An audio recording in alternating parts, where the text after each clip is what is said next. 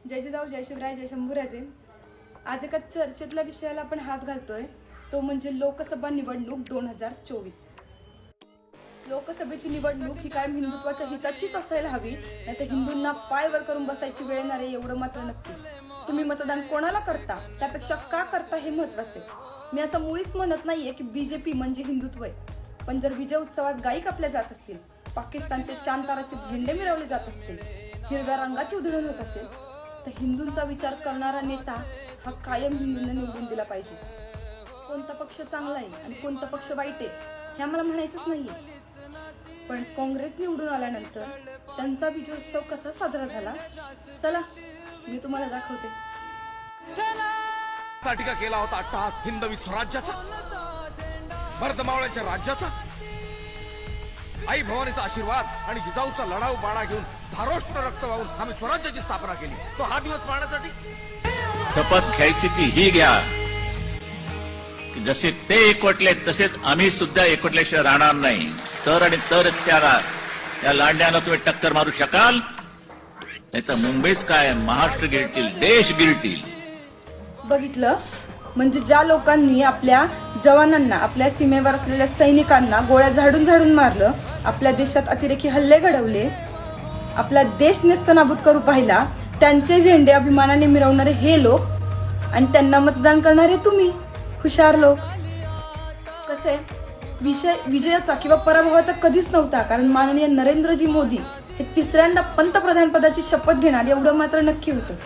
विषय होता की बहुमत मिळवल्यावर हिंदूंच्या सुरक्षतेचा.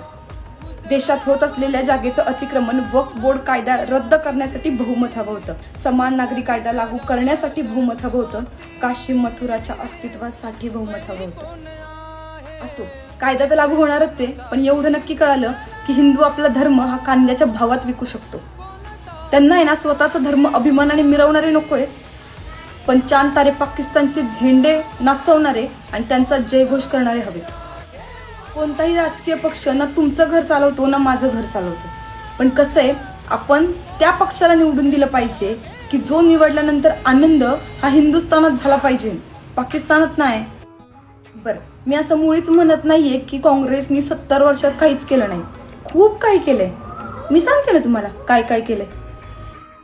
पाकिस्तान बनवलं मुसलमानांसाठी, बांगलादेश बनवलं मुसलमानांसाठी, धारा 370 लागू झाली मुसलमानांसाठी, अल्पसंख्याक बिल आलं मुसलमानांसाठी, all India Muslim personal law board झालं मुसलमानांसाठी, अल्पसंख्याक कार्य मंत्रालय झालं मुसलमानांसाठी, वक्फ बोर्ड बनवलं गेलं मुसलमानांसाठी, अल्पसंख्याक 20 विद्यालय बनवलं गेलं तेही मुसलमानांसाठी, देशाची विभागणी धार्मिक पातळीवर करण्यात आली मुसलमानांसाठी, प्लेसेस ऑफ वर्शिप ऍक्ट आणलं मुसलमानांसाठी.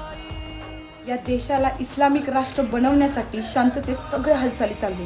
आता एवढं सांगूनही तुम्हा हिंदूंना त्यांनाच सपोर्ट करायचा असेल, तुम्हाला तेच गोड लागत असतील, धन्य आहेत तुम्ही, धन्य. इलेक्शनचा रिझल्ट लागला आणि खरंच खूप वाईट वाटलं. तुम्ही जर खरंच हिंदू असाल ना आणि तुमच्या अंगात जर खरंच हिंदूंचं रक्त असेल ना, तर तुम्हालाही काहीचं असंच वाटलं असेल जसं हल्दीघाटीच्या युद्धात राणा प्रतापांना वाटलं होतं, जेव्हा त्यांनी मुघलांच्या सेनेचं नेतृत्व करताना समोर हिंदूला बघितलं होतं. असंच काहीचं आपल्या छत्रपती शिवाजी महाराजांना वाटलं असेल जेव्हा त्यांनी पुरंदरच्या युद्धात समोर हिंदूंची विशाल सेना बघितली असेल. हो, हे तेच महाराज आहेत ज्यांनी त्यांचं संपूर्ण आयुष्य हिंदूंसाठी वाहिलं होतं. असंच काहीचं राणी लक्ष्मीबाईंना 1857ला वाटलं असेल, जिथे इंग्रजांकडून त्यांनी भारतीयांना लढताना पाहिलं असेल. तुम्ही म्हणताय ना की 2014 नंतर या देशामध्ये धर्माचं वातावरण पेटलंय. बरं, जर ते 2014 नंतर पेटलं असतं तर 1947ला धर्माच्या नावाखाली या देशाचे तुकडे केले कोणी? ती गोष्ट सुद्धा बाजूला ठेवा. आम्ही सगळीकडे म्हणतो मोदी हटाव देश बचाव. तुमच्या म्हणण्यासाठी एकदा काढून टाकू. काय करता? 1000चा सिलेंडर 400ला होईल. इथं असलेली महागाई इथपर्यंत येईल. पण सांगा, हिंदूंची स्त्री सुरक्षित बाहेर पडू शकेल? तुम्ही अभिमानाने भगवा टिळा लावू शकाल? तुम्ही स्वाभिमानाने त्या छत्रपती शिवाजी महाराजांसमोर हात जोडून उभे राहू शकाल? असो, सांगायचं एवढंच आहे मला शेवटी की तुम्ही त्या काँग्रेसला मतदान केलंय, म्हणजे ज्या हिंदूंनी केलंय ना त्यांच्यासाठी. ज्या हिंदूंनी त्या काँग्रेसला मतदान केलंय ना, हे तेच काँग्रेस आहे ज्यांनी हिंदूचं अस्तित्व असलेलं प्रभू श्रीरामांचं मंदिर उभं होताना त्याविरुद्ध 14 वकील उभे केले होते आणि तुम्ही त्यांना मतदान केलं बरं का. जिंकलात तुम्ही, जिंकलात. जय श्रीराम.